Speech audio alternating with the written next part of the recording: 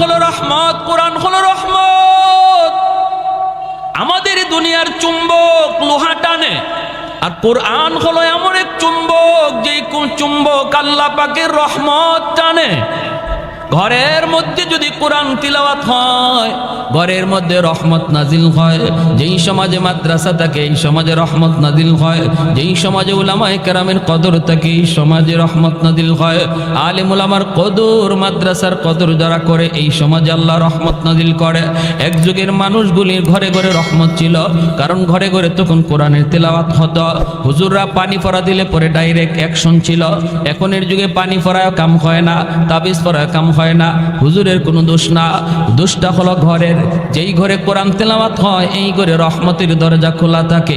যেই ঘরে কোরআন তেলাওয়াত হয় না, গান বাজনা চলে, টেলিভিশন চলে, নাটক সিনেমা চলে, খেলাধুলা চলে, এই ঘরে গজবের দরজা খোলা থাকে, রহমতের দরজা বন্ধ। মুসলমানের ঘরে প্রতিদিন টেলিভিশন অন করা হয়, টেলিভিশন চালু করা হয়, কিন্তু প্রতিদিন কোরআন চালু করা হয় না। ঠিক কিনা জোরে বলেন? আল্লাহর কোরআনের গিলাফটা পর্যন্ত মুসলমানের ঘরে পাওয়া যায় না। টেলিভিশনের কাবার পাওয়া যায়। হুজুর পানি ফোড়া দেয় আপনার ঘরে ঢুকার জন্য, কোরআনের আয়াত পড়া হুজুরে ফু দিল, এই ফু আপনার ঘরে ঢুকতে যায়, যায় দেখে ঘরে রহমতের দরজা বন্ধ। ঠিক না? ঠিক কিনা? যায় দেখে আপনার ঘরে রহমতের দরজা বন্ধ, ফু ঢুকতে পারে না, কারণ কোরআন রহমতের দরজা ছাড়া ঢুকে না, গজবের দরজা দিয়ে কোরআন ঢুকে না।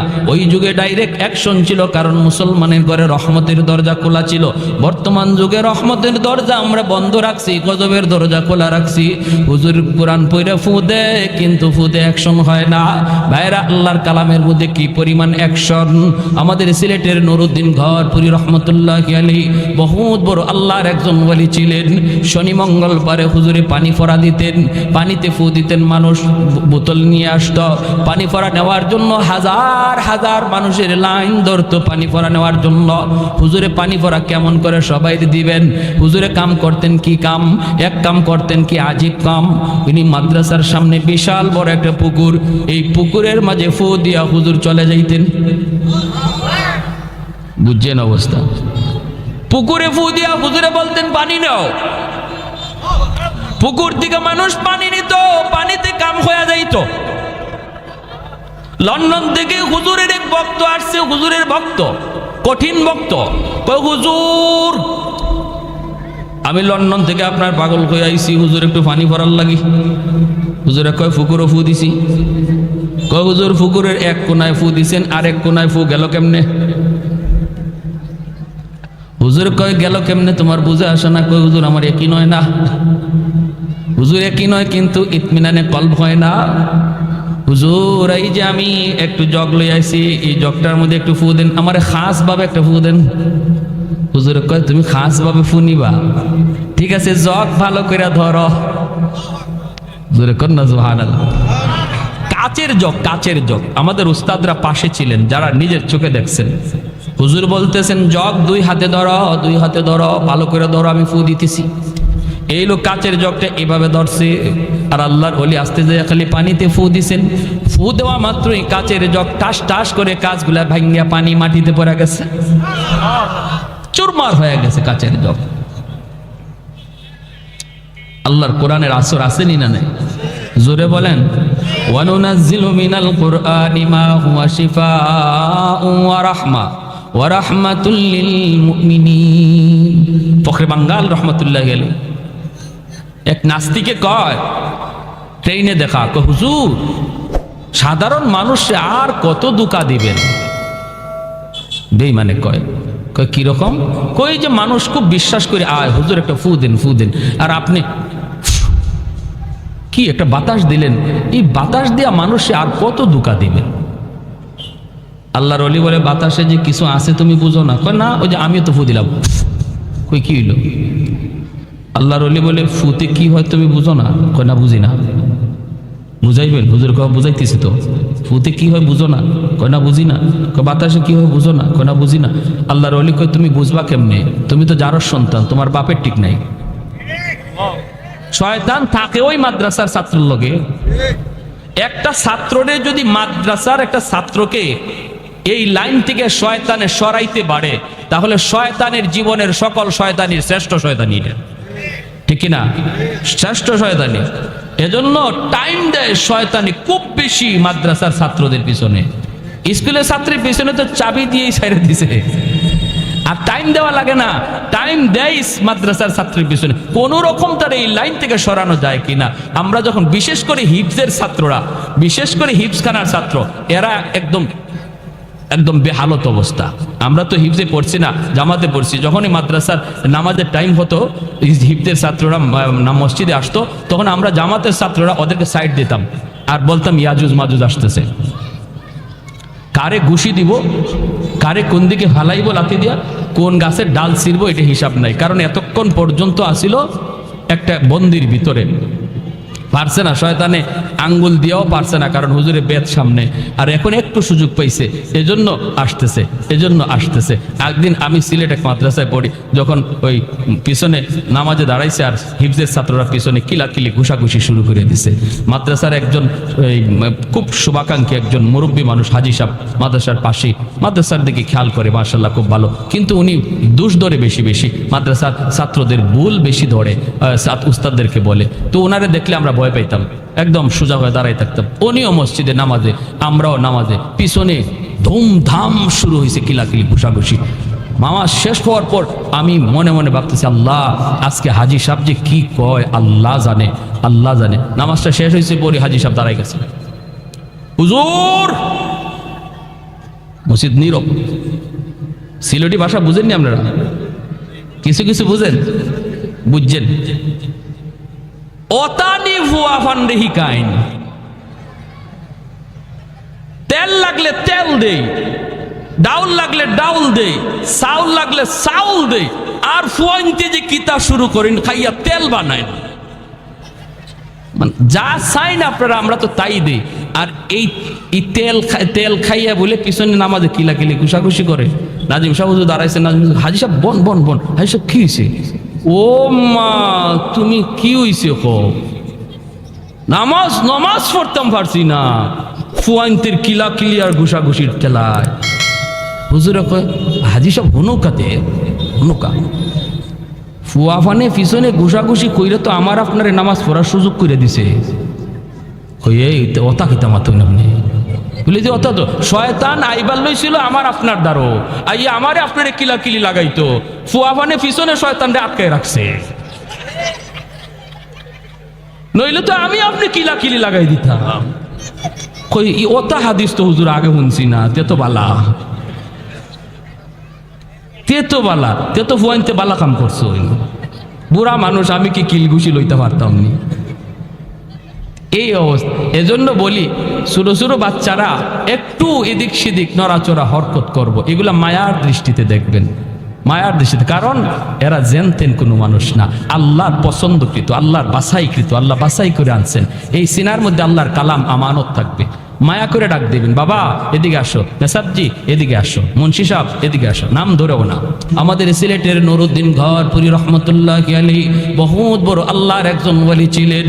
শনি মঙ্গলবারে হুজুরে পানি ফোড়া দিতেন, পানিতে ফু দিতেন, মানুষ বোতল নিয়ে আসতো, পানি ফোড়া নেওয়ার জন্য হাজার হাজার মানুষের লাইন ধরতো পানি ফোড়া নেওয়ার জন্য। হুজুরে পানি ফোড়া কেমন করে সবাই দিবেন। হুজুরে কাম করতেন কি কাম, এক কাম করতেন কি আজীব কাম। উনি মাদ্রাসার সামনে বিশাল বড় একটা পুকুর, এই পুকুরের মাঝে ফু দিয়া হুজুর চলে যাইতেন। বুঝছেন অবস্থা? পুকুরে ফু দিয়া হুজুরে বলতেন পানি নাও। পুকুর থেকে মানুষ পানি নিত, পানিতে কাম হয়ে যাইত। লন্ডন থেকে হুজুরের এক ভক্ত আসছে, হুজুরের ভক্ত, কঠিন ভক্ত। হুজুর আমি লন্ডন থেকে আপনার পাগল হয়ে আইছি, হুজুর একটু পানি ভরার লাগি। হুজুরে কয় পুকুরও ফু দিছি। কয় হুজুর পুকুরের এক কোনায় ফু দিছেন, আর এক কোনায় ফু গেল কেমনে? হুজুর কয় গেল কেমনে তোমার বুঝে আসে না? কয় হুজুর আমার একই নয় না। হুজুর একই নয়, কিন্তু ইতমিনানে কলব হয় না। হুজুর এই যে আমি একটু জগ লই আইছি, এই জগটার মধ্যে একটু ফু দেন, আমার খাস ভাবে একটা ফু দেন। হুজুর কয় তুমি খাস ভাবে ফু নিবা? ঠিক আছে, জগ ভালো করে ধরো। হুজুরে কর না সুবহানাল্লাহ। কাচের জগ, কাচের জগ। আমাদের উস্তাদরা পাশে ছিলেন, যারা নিজের চোখে দেখছেন। হুজুর বলতেছেন, জগ দুই হাতে ধরো, দুই হাতে ধরো, ভালো করে ধরো, আমি ফু দিতেছি। এই লোক কাচের জগটা এভাবে ধরছে, আর আল্লাহর ওলি আস্তে যায় খালি পানিতে ফু দিছেন। ফু দেওয়া মাত্রই কাচের জগ টাস টাস করে কাচগুলা ভাঙ্গিয়া পানি মাটিতে পড়ে গেছে, চুরমার হয়ে গেছে কাচের জগ। আল্লাহর কোরআনের আসর আসেনি না নাই? জোরে বলেন। ওয়ানুনাজ্জিলু মিনাল কুরআনি মা হুয়া শিফাউন ওয়া রাহমা ওয়া রাহমাতুল লিল মুমিনিন। সর্বশেষ যেই মানুষটাকে আল্লাহ জান্নাত দিবে, এরপরে কোনো মানুষকে আল্লাহর জান্নাত দিবে না, ওই মানুষটাই হবে সর্বশেষ জান্নাতি। এই মানুষটাকে ঈমানের বদৌলতে আল্লাহ জান্নাত দিবে। হাজারো হাজারো বৎসর সে জাহান্নামের আগুনে জ্বলবে, আল্লাহকে শুধু ডাকবে, ইয়া হান্নান ইয়া মান্নান কয়া ডাকবে। আল্লাহ পাক তার ডাকে কোনো জবাব দিবেন না, শাস্তি তার পেতে হবে মেয়াদ পর্যন্ত। মেয়াদ শেষ হওয়ার পর আল্লাহ জিব্রাইলকে বলবেন, জিব্রাইল জাহান্নামের ভিতরে যায় একটু ঢুকো, যা দেখো কে আমি আল্লাহকে এইভাবে ডাকতেছে। জিব্রাইল আমিন তিনি জাহান্নামের ভিতরে যায় ঢুকবেন। মুসনদে আহমদ হাদিসের কিতাবের মধ্যে হাদিস কানা এনেছেন, পরিভাষায় হাদিসের পরিভাষায় এই হাদিসের নাম হাদিসে মুসালসাল বিদ্যাহ। ভাইয়েরা বন্ধুরা, জিব্রাইল আমিন জাহান্নামের ভিতরে যায় ঢুকলেন। জাহান্নাম তালাশ করে জিব্রাইল ওই মানুষটারে পায় না, পায় না। আওয়াজ জিব্রাইল শুনতে পান, কিন্তু মানুষ তিনি পান না। আল্লাহকে ডাক দিয়ে বলি, মালিক আওয়াজ তো আমিও পাই, ডাকতেছে তোমাকে, ইয়া হান্নান ইয়া মান্নান ইয়া হান্নান ইয়া মান্নান কয়া ডাকতেছে। আল্লাহ বলে, জিব্রাইল তুমি পাও না? কয় না গো মালিক, পাই না। আল্লাহ বলবেন, জিব্রাইল বের হয়ে আসো, বের হয়ে আসো। জিব্রাইল আমিন বের হয়ে আসার পর মালিক তার কুদরতি হাত মুবারক জাহান্নামের ভিতরে নিজেই ঢুকায়া দিবেন। একটা মানুষ হাজার হাজার কোটি কোটি বৎসর জাহান্নামের আগুনে জ্বলার কারণে এই মানুষটা আর মানুষের কোনো আকৃতি নাই, নাক মুখ চোখ তার চেনা যায় না, কয়লার টুকরার মতো হয়ে গেছে রে। জাহান্নামের আগুনে জ্বলতে জ্বলতে কয়লার টুকরার মতো হয়ে গেছে। আল্লাহ পাক রব্বুল আলামিন কুদরতি হাতের মধ্যে তারা উঠাবেন। উঠে আল্লাহ পাক বলবেন, বান্দারে কেন আমাকে তুমি ডাকতেছো? জাহান্নাম তো আমাকে ডাকার জায়গা নয়, আমাকে ডাকার জায়গা ছিল দুনিয়ার জগৎ। দুনিয়াতে একবার যদি আমাকে ডাক দিতে ৭০ বার আমি জবাব দিতাম, যেরকম সুবহানাল্লাহ। তাহলে বলুন তো, আমল করার জায়গা মরার পরে না মরার আগে? এ ভাই খেয়াল করে শোনো, আল্লাহ পাক রব্বুল আলামিন বলবে, বান্দা কেন ডাকো একটু বলো। তখন বলবে, মালিক ও মালিক, দুনিয়াতে আমি আমল করতে পারি নাই, আমলের মধ্যে আমার অনেক ঘাটতি, কিন্তু মালিক উলামায়ে কেরামের জবানে শুনেছি তোমার নাম রহমান, তোমার নাম হলো রহিম। আল্লাহ রহমান নামের খাতিরে একটু রহম করবানি, রহিম নামের খাতিরে মায়া করবানি। আল্লাহ পাক রব্বুল আলামিন তখন তারে আবে হায়াতের পানি দিয়ে ধুইয়া মানুষের আকৃতি আনবেন।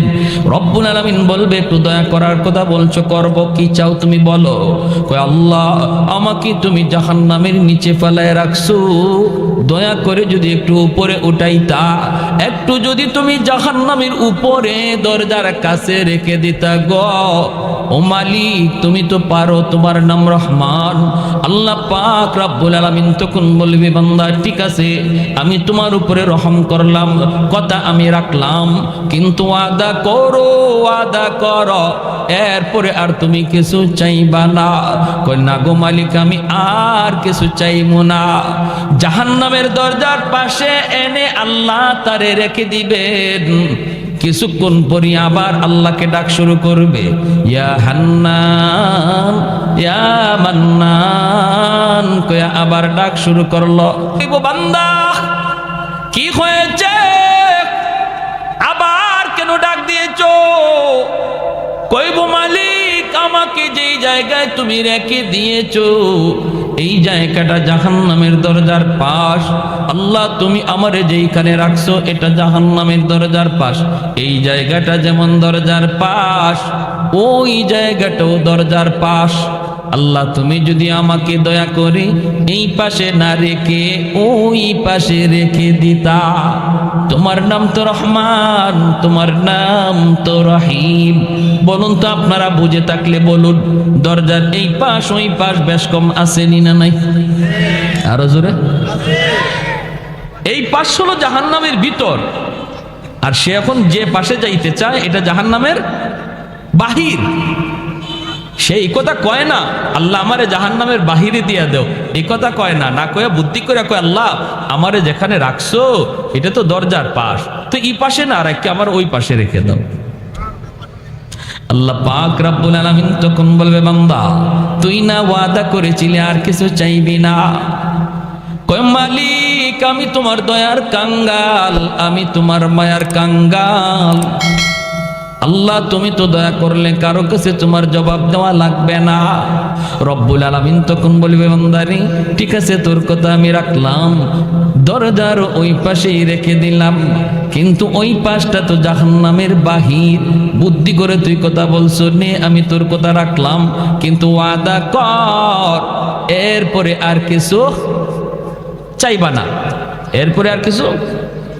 কয় মালিক ওয়াদা করলাম আর কিছুই চাইমু না, কিছুই চাইমু না। আল্লাহ পাকের কাছে দ্বিতীয়বার ওয়াদা করলো। আল্লাহ তারে জাহান্নামের বাহিরে এনে রেখে দিলেন। কিছু দূর যাবার, কিছুক্ষণ যাবার পরেই সে তাকায়া দেখে ওই যে দেখা যায় জান্নাতের গেট। জান্নাতের গেটটা তার নজরে পড়লো। জান্নাতুল ফিরদাউস, জান্নাতুন নাঈম, জান্নাতুল মাওয়া। জান্নাতের গেটটা দেখে আবার ডাক শুরু করে দিছে মালিক।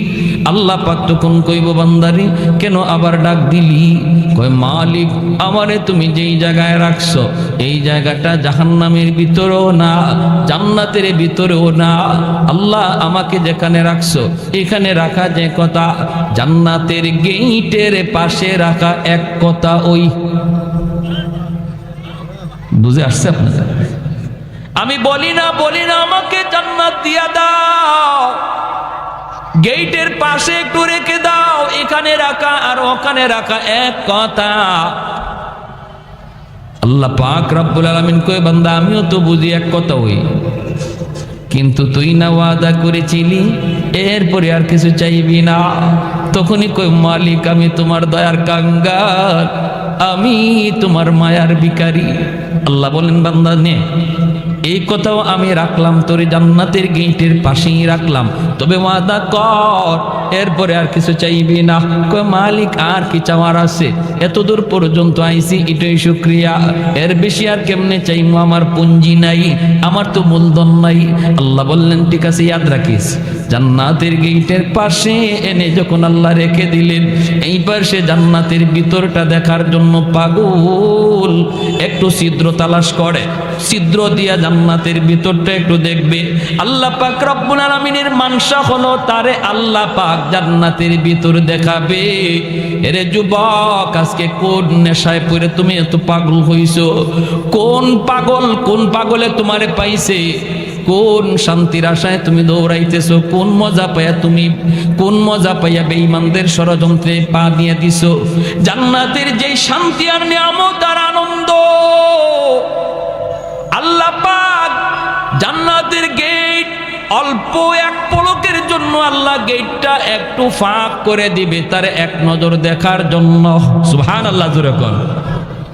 যেই মাত্র নজরটা একটু এক পলকের জন্য জান্নাতের ভিতরে পড়ছে সাথে সাথে আবার গেট লেগে গেল। এক পলকের জন্য জান্নাতের আরামাইশ আনন্দ আর চিত্ত বিনোদনের যেই দৃশ্য আল্লাহ রেখে দিয়েছে এই দৃশ্য দেখা মাত্রই আবার পাগল হইয়া ওয়াদার কথা বইলা আবার ডাক শুরু করছে। আল্লাহ আবার বলবে বান্দা আবার কেন ডাক দিলি?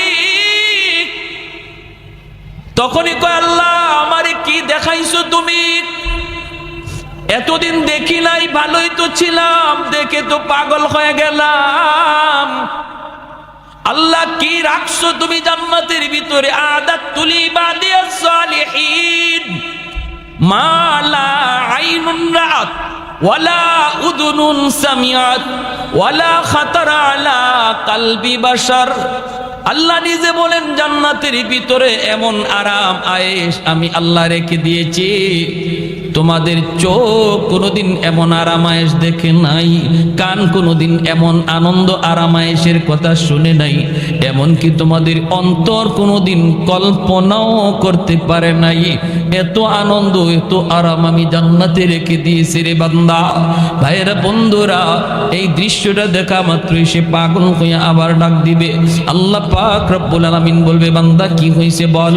কয় মালিক, আমার এক নজর দেখে তৃপ্তি মিটে নাই, আল্লাহ আমাকে তুমি একটু ভালো করে দেখার সুযোগ দিবানি।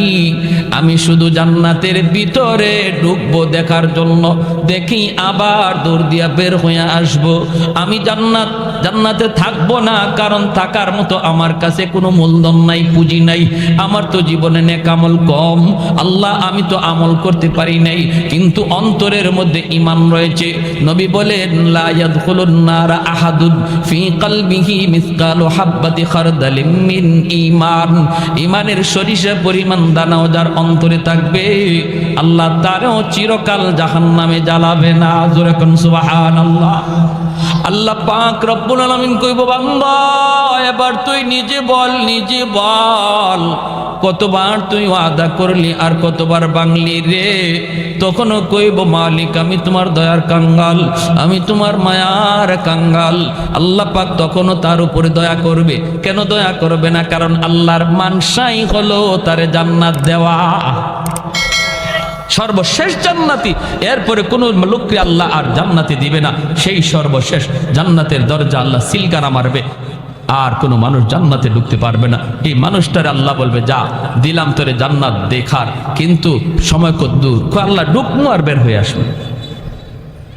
আল্লাহ পাক কয় এই কথার মধ্যে ওয়াদা চিনি, ওয়াদা 100% বলে আগের মতোই না, নতুন করে না, আগের মতো না, আগের মতো না, এই ওয়াদা আমি ভাঙবো না, ঢুকবো আর বের হয়ে আসবো। আল্লাহ বলতেছেন বারবার, শোন ভালো করে বল, আগের মতো নাকি পাকা পোক্তা? কই পাকা পোক্তা। আল্লাহ আগের মতো হবে না।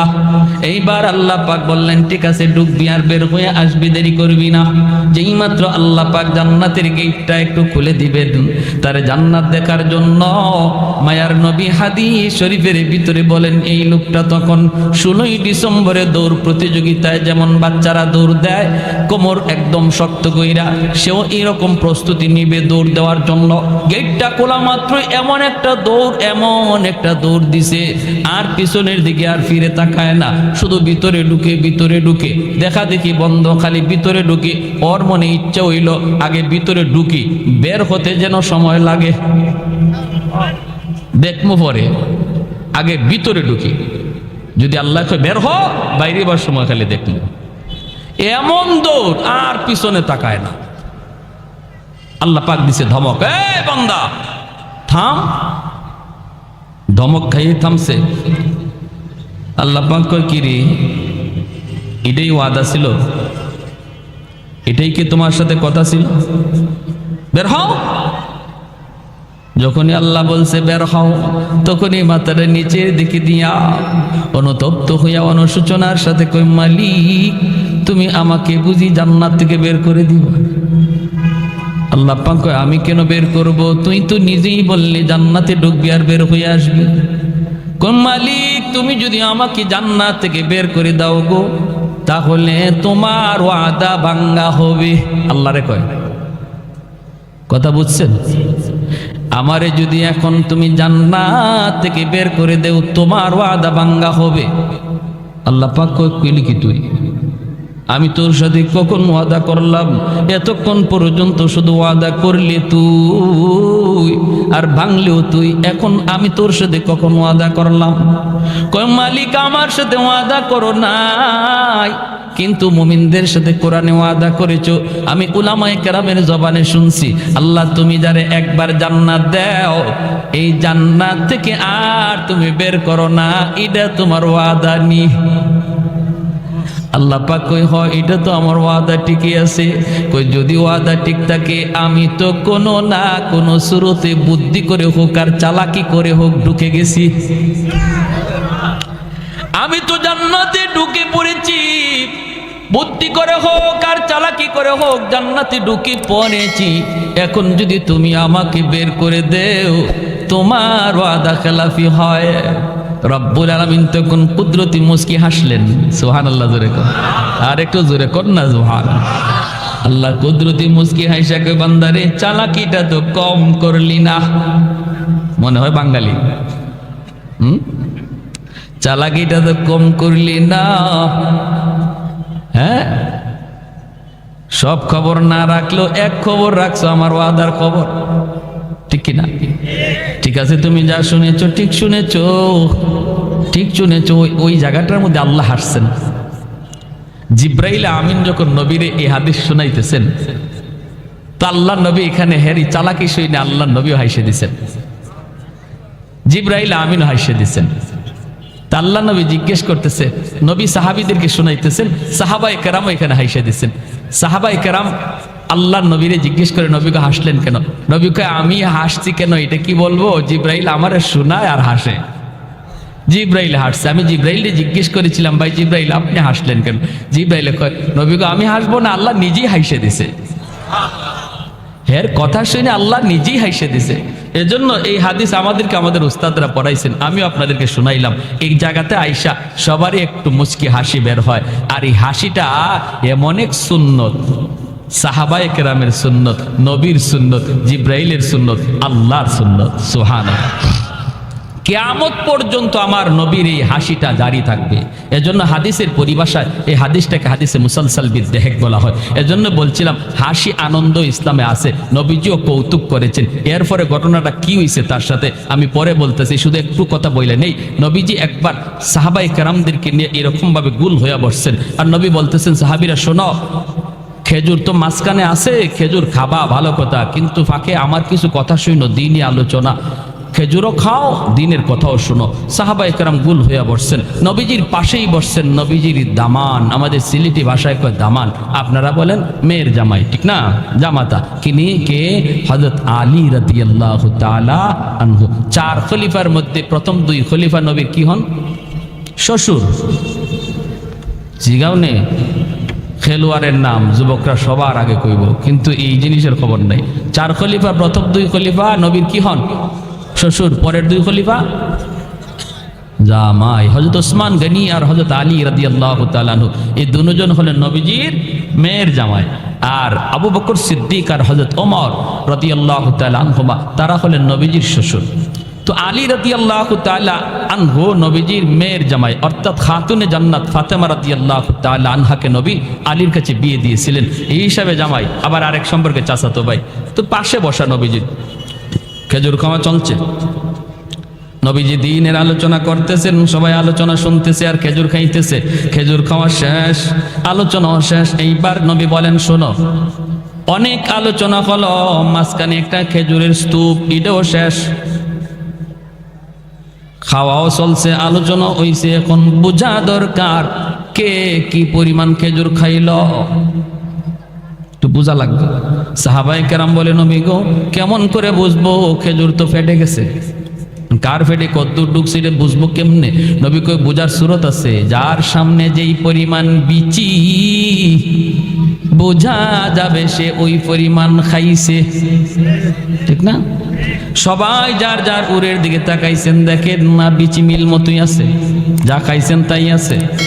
কিন্তু সবাই নজর করে যখন আলীর দিকে তাকান, দেখেন আলীর সামনে খেজুরের বিচির স্তূপ, ডাবল বিচি, গিলা দেওয়া। এখন সাহাবায়ে কেরাম চোখ বড় বড় করে ফেলছে, আরে বাপরে, আলী যে এত বড় খাদক, এটা তো আগে জানি না। হ্যাঁ, আমরা নবীজির হাদিস শুনতেছি, কথা শুনতেছি, হ্যাঁ, মনোযোগ আমাদের এদিকের। আর আলী তো দেখা যায় ফাঁকে দিয়ে খেজুর দুইটা করে মারছে, বুঝছেন? এখন হযরত আলী রাদিয়াল্লাহু তাআলা উনি নিজের উড়ে তাকাইছেন, নিজের দিকে তাকায় উনি বেকুব বনে গেছে, ইন্না লিল্লাহ, আমার সামনে এত বেশি কি? আমি তো এত খেজুর খাই নাই, আমার সামনে এত বিচি। আর সবাই ওনার দিকে তাকাইতেছে, চোখ বড় বড় করে। 19 পড়ে গেছে শরমের মধ্যে, লজ্জায়।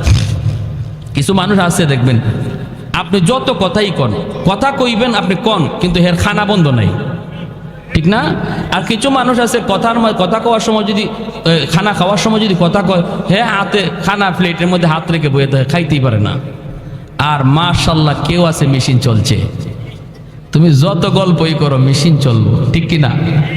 ওই অবস্থায় আল্লাহর নবী, রহমতের নবীও তাকাইছেন, সবাই তাকাইছে আলীর দিকে। আলী চিন্তায় পড়ে গেছেন যে আমি তো এত খেজুর খাই নাই, বিচি আসলো কোত্থেকে?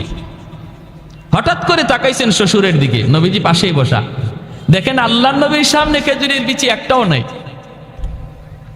একদম খালি, অথচ নবী খেজুর খাইছেন।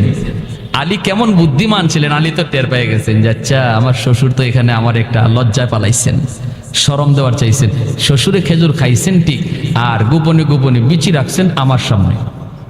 নবীজি খেজুর খাইছেন ঠিকই, কিন্তু বিচি রাখছেন জামাইয়ের উড়ো, জামাইয়ের সামনে, জামাইরে শরম দেওয়ার জন্য। শ্বশুর জামাই পাশাপাশি বসা যায় তো? আপনাদের এলাকায় বসে? বিভিন্ন জায়গায় শ্বশুর সামনে জামাই আসতে চায় না, শরম পায় না, এটা নিয়ম না।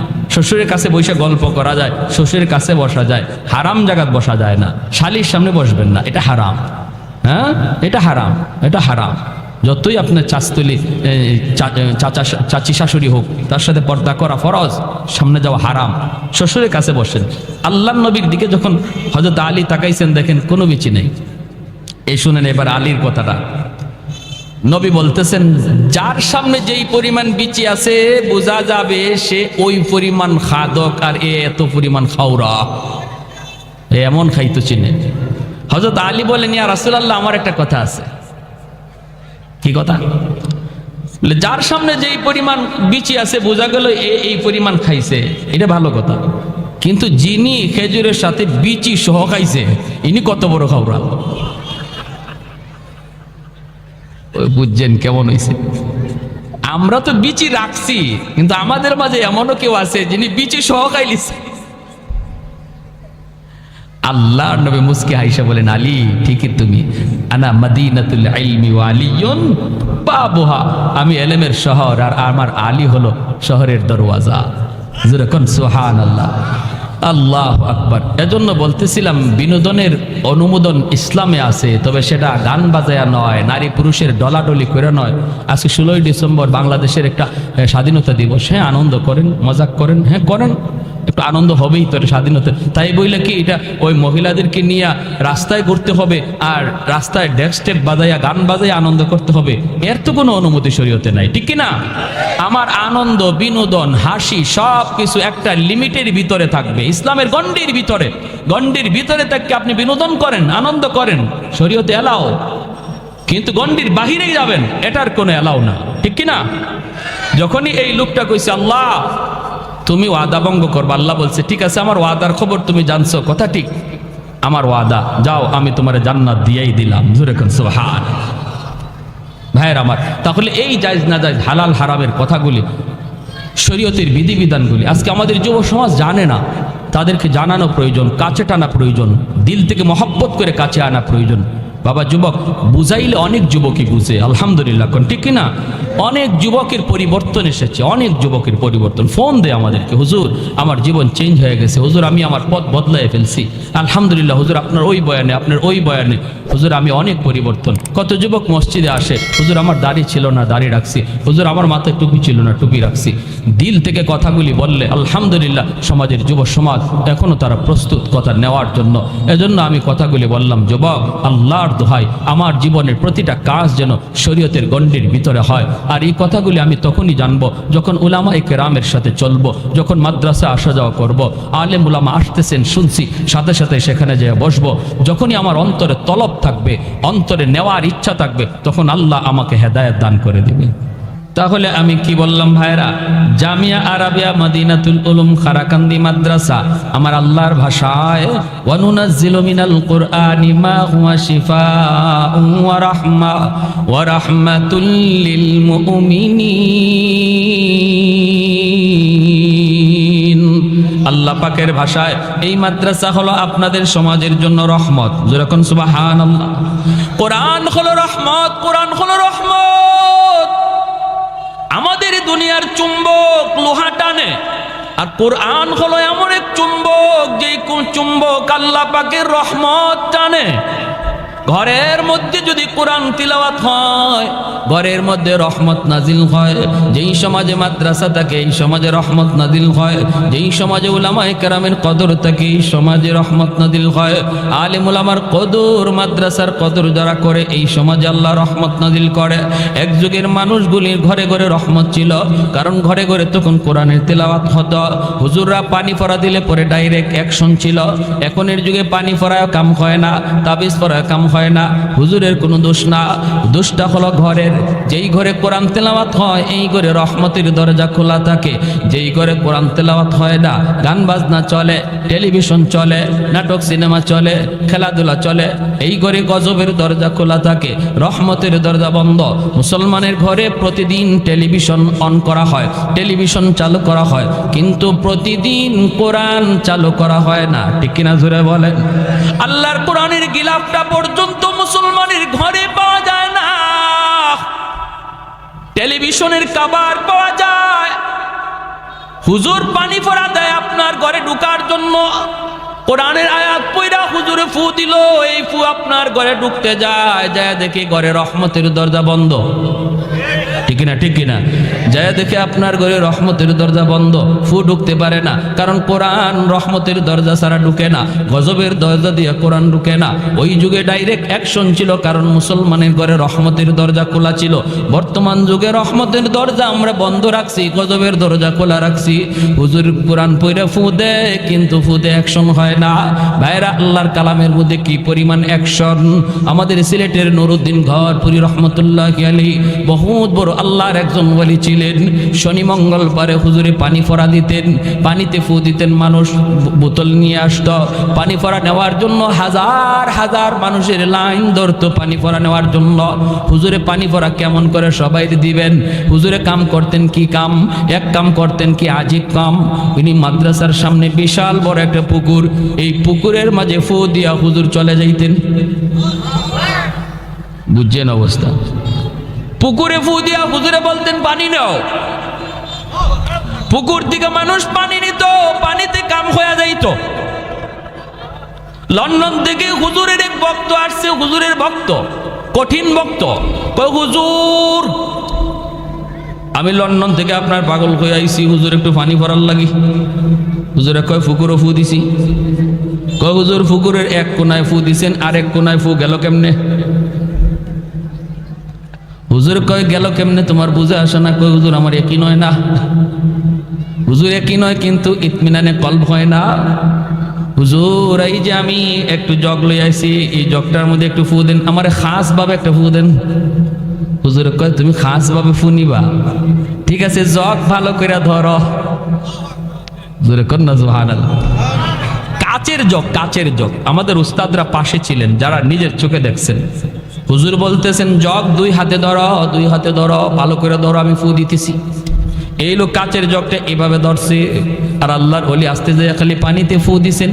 ফু দেওয়া মাত্রই কাচের জগ টাস টাস করে কাচগুলা ভাঙ্গিয়া পানি মাটিতে পড়ে গেছে, চুরমার হয়ে গেছে কাচের জগ। আল্লাহর কোরআনের আসর আসেনি না নাই? জোরে বলেন। ওয়ানুনাজ্জিলু মিনাল কুরআনি মা হুয়া শিফাউন ওয়া রাহমা ওয়া রাহমাতুল লিল মুমিনিন। ফখরে বাঙ্গাল রহমাতুল্লাহি আলাইহি এক নাস্তিকে কয়, ট্রেনে দেখা, কয় হুজুর, সাধারণ মানুষে আর কত দুকা দিবেন? বেঈমানে কয়, কয় কিরকম? কই যে মানুষ খুব বিশ্বাস করে আয় হুজুর একটা ফু দেন, ফু দেন, আর আপনি কি একটা বাতাস দিলেন, এই বাতাস দিয়া মানুষে আর কত দুকা দিবেন? আল্লাহর ওলি বলে, বাতাসে যে কিছু আছে তুমি বুঝো না? কয় না, ওই যে আমিও তো ফু দিলাম। কই কি হইল? আল্লাহর ওলি বলে, ফুতে কি হয় তুমি বুঝো না? কয় না, বুঝি না। বুঝাইবেন? হুজুর কয় বুঝাইতেছি তো। ফুতে কি হয় বুঝো না? কয় না, বুঝি না। কয় বাতাসে কি হয় বুঝো না? কয় না, বুঝি না। আল্লাহর ওলি কয়, তুমি বুঝবা কেমনে? তুমি তো যারর সন্তান, তোমার বাপের ঠিক নাই। ঠিক কওয়ার লাগে কই নাই, এখানে হিকমত আছে। যখনই আল্লাহর ওলি কইছে তোমার তো জন্মের ঠিক নাই, তখনই হের চেহারা লাল হয়ে গেছে। গালিটা সহজ না কঠিন? কঠিন না? চেহারা লাল হয়ে গেছে, বডিটা ফুলে গেছে। হাত মা ঘুরাইতেছে, ধরে নিব এখনই হুজুরে খেয়ে ফেলাইব। মানুষজন জমা হয়ে গেছে সব। মানুষজনকে কি হয়েছে হুজুর? কি হয়েছে না? হ্যাঁ সবাই থামাইতেছে, কি বিয়া কি হয়েছে? হুজুরের সাথে লাগছে। হুজুরে চিনো? কারে চিনমুনি পরে আগে আমার কি জাত গালি দিছে হুজুরে। হুজুর কি গালি দিচ্ছেন? হুজুর না বেশি কিছু কইছি না তো, আমি কইছি যারও সন্তান জন্মে ঠিক নাই। হুজুর একটু বেশি হয়ে গেছে। হুজুরে বলে আমি তো গালি দিছি না, মূলত গালি দিয়ে তারে বুঝাইছি বাতাসে যে অ্যাকশন আছে। কিরকম? দেখেন, হ্যাঁ বলছে আমরা যে ফু দেই বাতাস দেই, বাতাসে কি আছে এ বিশ্বাস হয় না। তো আমি তার একটা বাতাস ছাড়ছি। গালি এটা তো একটা বাতাস। আমি যে তারে কি মারছি? এই তোমার মারছি আমি? না মারে নাই হুজুরে, মারে নাই কিন্তু আমি তার একটা বাতাস ছাড়ছি, নাপাক গালির বাতাস। এই নাপাক একটা গালির বাতাসে যদি তার চেহারা লাল হয়ে গেল, বডি ফুলে গেল, বডিতে এমন আসর করলো একটা বাতাসে যাইয়া আল্লাহর কালাম পাক কালাম পইরা বাতাস দিলে যে আসর হয়, এটা তারে বুঝাইছি। কি বুঝেন? যেমন কুকুর তেমন হইছে না? হইছে না? 100 এজন্য বলতেছিলাম, যেই ঘরে কোরআন তিলাওয়াত হয় এই ঘরে রহমতের দরজা খোলা থাকে, রহমতের দরজা খোলা থাকে। ভাইরা, যেই সমাজে মাদ্রাসার কদর, এই সমাজে রহমত নাজিল হয়, তাহলে আমাদের এলাকার জন্য যদি রহমত চাই, মাদ্রাসাকে ভালোবাসতে হবে। ঠিক কিনা? জোরে বলেন, আরো জোরে। মাদ্রাসার প্রতি বিদ্বেষ রাখা যাবে না, মাদ্রাসার প্রতি কোনো ধরনের খারাপ চিন্তা রাখা যাবে না। ছোট ছোট বাচ্চাগুলি ভুল হতেই পারে, এরা মানুষ, ফেরেশতা না, ভুল হতেই পারে। আমি যদি মাদ্রাসাকে দিল থেকে মহব্বত করি, তাহলে ভুল চোখে বললে আমি মাদ্রাসায় এসে যেভাবে সংশোধন হয় সেভাবে বলবো। রাস্তাঘাটে মাদ্রাসার বিরুদ্ধে কথা বলে বদনাম করব না। যদি করি তাহলে বোঝা গেল মাদ্রাসার সাথে আমার দুশ্মনী।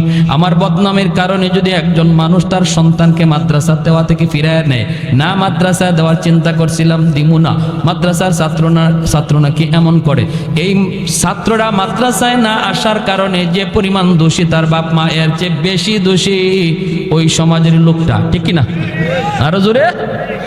মহব্বত আলামত হলো আমি মাদ্রাসায় এসে সংশোধনের নিয়তে আলোচনা করব। ছোট ছোট বাচ্চা, মিয়া শুনেন, ভালো করে শুনেন, স্কুল কলেজের বাচ্চাদের সাথে মাদ্রাসার ছাত্র এই শয়তান থাকে না? শয়তান থাকে ওই মাদ্রাসার ছাত্রের লগে। একটা ছাত্ররে যদি মাদ্রাসার একটা ছাত্রকে এই লাইন থেকে শয়তানে সরাইতে পারে, তাহলে শয়তানের জীবনের সকল শয়তানির শ্রেষ্ঠ শয়তানি এটা। ঠিক কিনা? শ্রেষ্ঠ শয়তানি। এজন্য টাইম দেয় শয়তানি খুব বেশি মাদ্রাসার ছাত্রদের পিছনে। স্কুলের ছাত্রের পিছনে তো চাবি দিয়েই ছেড়ে দিছে, আর টাইম দেওয়া লাগে না। টাইম দেয় মাদ্রাসার ছাত্রের পিছনে, কোন রকম তার এই লাইন থেকে সরানো যায় কিনা। আমরা যখন বিশেষ করে হিফজের ছাত্ররা, বিশেষ করে হিফজখানার ছাত্র, এরা একদম বেহালত অবস্থা। আমরা তো হিফজে পড়ছি না, জামাতে পড়ছি। যখনই মাদ্রাসার নামাজের টাইম হতো, হিফজের ছাত্ররা মসজিদে আসতো, তখন আমরা জামাতের ছাত্ররা ওদেরকে সাইড দিতাম আর বলতাম ইয়াজুজ মাজুজ আসতেছে। কারে ঘুষি দিব, কারে কোন দিকে ফালাইব লাথি দিয়া, কোন গাছের ডাল ছিড়বো, এটা হিসাব নাই। কারণ এতক্ষণ পর্যন্ত আসিল একটা বন্দির ভিতরে, পারছে না, শয়তানে আঙ্গুল দিয়েও পারছে না, কারণ হুজুরে বেদ সামনে। আর এখন একটু সুযোগ পাইছে, এজন্য আসতেছে। একদিন আমি সিলেট এক মাদ্রাসায় পড়ি, যখন ওই পিছনে নামাজে দাঁড়াইছে আর হিফজের ছাত্ররা পিছনে কিলাকিলি ঘুষাঘুষি শুরু করে দিছে। মাদ্রাসার একজন খুব শুভাকাঙ্ক্ষী একজন মুরব্বী মানুষ, হাজি সাহেব, মাদ্রাসার পাশেই, মাদ্রাসার দিকে খেয়াল করে, মাশাআল্লাহ খুব ভালো, কিন্তু উনি দোষ ধরে বেশি মাদ্রাসার ছাত্রদের ভুল বেশি ধরে, উস্তাদদেরকে বলে। তো ওনারে দেখলে আমরা ভয় পাইতাম, একদম সোজা হয়ে দাঁড়াই থাকতাম। উনিও মসজিদে নামাজে, আমরাও নামাজে, পিছনে ধুমধাম শুরু হয়েছে কিলাকিলি ঘুষাঘুষি। নামাজ শেষ হওয়ার পর আমি মনে মনে ভাবতেছি, আল্লাহ আজকে হাজি সাহেব যে কি কয় আল্লাহ জানে। নামাজটা শেষ হয়েছে, পরে হাজি সাহেব দাঁড়াই গেছে। হুজুর, মসজিদ নীরব। সিলেটি ভাষা বুঝেননি আপনারা? কিছু কিছু বুঝছেন। ওতানি ফুয়া ফান্ডেহি কাইন, তেল লাগলে তেল দেই, ডাউল লাগলে ডাউল দেই, চাউল লাগলে চাউল দেই, আর ফুয়াইনতে যে কিতা শুরু করেন, খাইয়া তেল বানায় না। যা চাই না আপনারা, আমরা তো তাই দেই। আর এই তেল খাইয়া বলে পিছনে নামাজে কিলাকিলি ঘুষাঘুষি করে। নাজিম সাহেব হুজুর দাঁড়াইছে, হাজি সাহেব বন হাজি সাহেব কি হয়েছে? ও মা তুমি কি হয়েছে? নামাজ পড়তাম পারছি না, ফুয়াইনতের কিলাকিলি আর ঘুষাঘুষির খেলায়। হুজুরে কয় হাজি সাহেব হনুকা ফুয়া ফানে পিছনে ঘুষাঘুষি কইরে তো আমার আপনারে নামাজ পড়ার সুযোগ করে দিছে। অতা কিতাম আপনি বলে যে অত তো শয়তান আইবার লইছিল আমার আপনার দ্বারো, আইয়া আমারে আপনারে কিলাকিলি লাগাইতো, ফুয়া ফানে পিছনে শয়তানরে আটকায় রাখছে, নইলে তো আমি আপনি কিলাকিলি লাগাই দিতাম। কই ওটা হাদিস তো হুজুর আগে শুনছি না, তে তো বালা ফুয়াইনতে বালা কাম করছো। বুড়া মানুষ, আমি কি কিলঘুষি লইতে পারতাম নি? এই অবস্থা। এজন্য বলি ছোট ছোট বাচ্চারা একটু এদিক সেদিক নড়াচড়া হরকত করব, এগুলা মায়ার দৃষ্টিতে দেখবেন, মায়ার দৃষ্টিতে। কারণ এরা জেনতেন কোনো মানুষ না, আল্লাহর পছন্দকৃত, আল্লাহর বাছাইকৃত, আল্লাহ বাছাই করে আনছেন। এই সিনার মধ্যে আল্লাহর কালাম আমানত থাকবে। মায়া করে ডাক দেবেন, বাবা এদিকে আসো, নেসাবজি এদিকে আসো, মুন্সি সাহেব এদিকে আসো, নাম ধরেও না। আল্লাহ সবাইকে বোঝার এবং আমল করার তৌফিক দান করুন। যা কিছু শুনলাম, বিচ্ছিন্ন কিছু কথা বললাম, আল্লাহ সবাইকে আমল করার তৌফিক দান করুন। ওয়া আখির দাওয়ানা আনিল হামদুলিল্লাহ।